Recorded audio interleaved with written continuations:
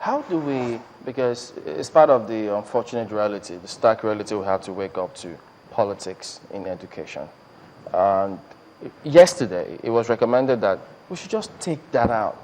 Leave education where it is, depoliticize it, and just attack it. I wish. You've been there. Can we do that? No, you can't. Oh, That's not a reality.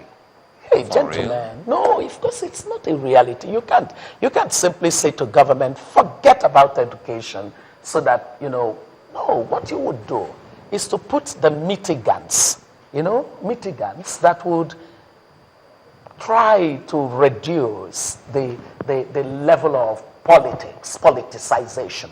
Because, think of it this way. There is a governance of education. Education is almost always the most emotive sector in any country. It's not only in Nigeria. In a place like the United States, oh my God, you have just this large number of players, and stakeholders. Everybody's got their own little corner that they perch on, and you dare to try to touch anything, they just go for you. So it is an issue. It's politically testing education. The thing, though, is that in our own case, it's only now that we're beginning to have the vibrancy of a democratic dialogue. Guys, and you're part of the force for good for this.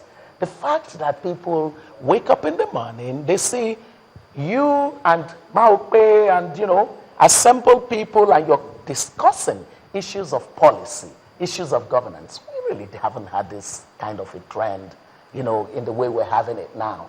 Now, think of what this can potentially do in many years from now. The culture of debate, of public policy. At the time, 7 years ago, when I was doing the education reform, we hadn't matured to the level of this conversation that we now have on policy. So the mitigant is key. And that mitigant is the involvement and participation of citizens in the policy reform process. If you were aware of the many aspects of reform that could make things better 7 years ago, and then a large number of people were consistently focused on ensuring that they would continue with the trend, it would less be so that they would simply forget about them and then move on to other things that would not make a difference. But it doesn't seem as if we're in any shortage of policies and drive. And that is why people who will still go back to the wheel, because I'm sure when you brought your blueprint to say this is the way it should go, having investigated and found the deep rot in the sector, over time, before then, there were other ministers who've also been there, and they carried out their own investigations, and they came out with their own policies. Looking at different policies, I don't think that anyone is wrong, but we're still discussing it, and this is 2014. How best can we get out of this talk, and we'll still come back another time to keep talking? It's to get the policy done. For example, when I told you, when we saw what was going on with the demand for tertiary education, particularly university education, that annually we were getting an average of 1.2 million children wanting to go to university, and that our carrying capacity was only going to enable less than 200,000 of them. And then we plotted over 10 years, what number of children have we therefore rejected as a result of the limited carrying capacity? And then what number of these children were actually even passing the exam that prepared them to go to university? These were important indicators to understand. Then we said, okay, of these ones that would end up not going to university, where do they go? What happens to them? Who knows what they do? How are we keeping a track? Because these, if you're an education minister, every young person of a particular school age becomes your child. So you can actually keep a track. You have to keep a track. You have to understand and say, where does this person end up? So on the basis of that kind of thought, we decided that, wait a minute, we now have a challenge. That's part of owning the problem. Owning the problem. You know, we said, okay, there are about 1 million that just sort of end up trying to figure out what to do with life. In the short to medium term, we cannot expand capacity.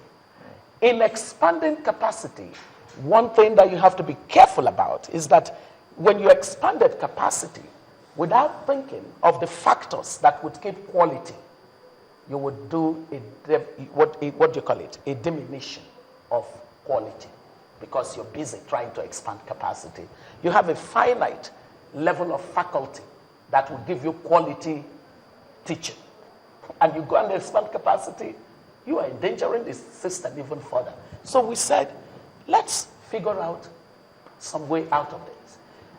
We're going to have to do something radical. There are polytechnics. A lot of these children look at polytechnics and they're thinking, oh, you know, that gives me less than the kind of university education that I need. But we studied something. We studied what Singaporeans had done and what the Germans had done with technical and vocational education. I looked at it from the premise of the world we were in. Innovation was becoming a word in terms of the ideas of citizens for new ideas. So I then said, you know what? We're going to have to investigate another level of education that would build the skills, take the talents of these children, and make those talents prestigious.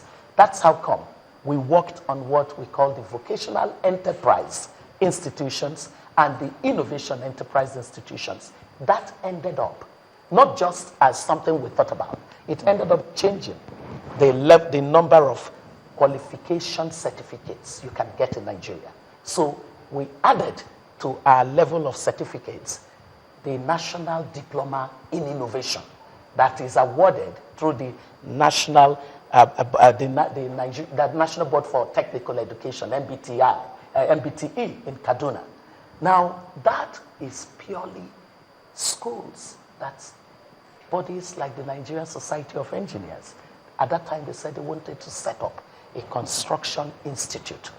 The oil and gas sectors said they wanted to set up academies to train the technicians that would work in the industry.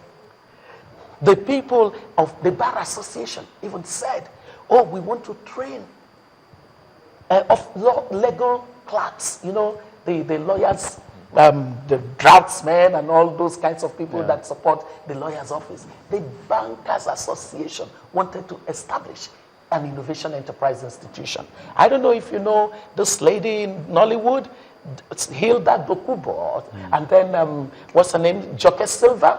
They also got accreditation to set up innovation enterprise institutions. It was no longer time for government to say, we want to set up a technical school. If government set it up, children would look at it and say, no, it wouldn't give me any kind of education that's worth my while. But when industry sets it up, industry is setting up to train to fit. That's the type of partnership, isn't it? That's the kind of partnership. What happened to that idea? I was waiting for that. Yeah. You know, I mean, like, do you know that in the thinking for that idea, what we had, our goal, our objective was that every year, because the kind of skills building that industry would do through those institutions, we were going to graduate at least 300,000 people with one kind of skill in one industry type or the other. And that's more than the capacity that's more than the tertiary institutions had at the time. Capacity. But even more is the fact that you would excite, you should say the kind of program we had. It would excite the children because you're saying it's your talent, the dignity of labor, the fact that you've got something to offer the world. I say that I say that as an elevated technical college or institute than what we had, that people have actually complained that they they can't even find the technical colleges anymore. So we're talking about hands-on training and technical knowledge for people, which definitely will also be termed as education for self-reliant. Indeed, indeed. Because, I mean, think of it. The only reason that the U.S. is falling back is because it has neglected this aspect of education. And it is now trying to get back to competitiveness. The countries that you see today are countries where, look, do you know that Singapore does not joke with that aspect of the education? Think of it from this perspective. 75% of the US economy is based on the activities of small businesses. A lot of the small businesses have been set up by people who just simply got their skills through technical vocational training or innovation environments where they were able to unleash the talent that they carry in them. So we were not doing anything like rocket science like. We were simply understanding where value was coming from in some of the other societies and saying, how do we adapt within our own context? And, you know, so for me, that particular program was a policy thought, a policy implemented. Before I left, we did the call for interest of industry and groups to set up these kinds of schools. And the response was huge.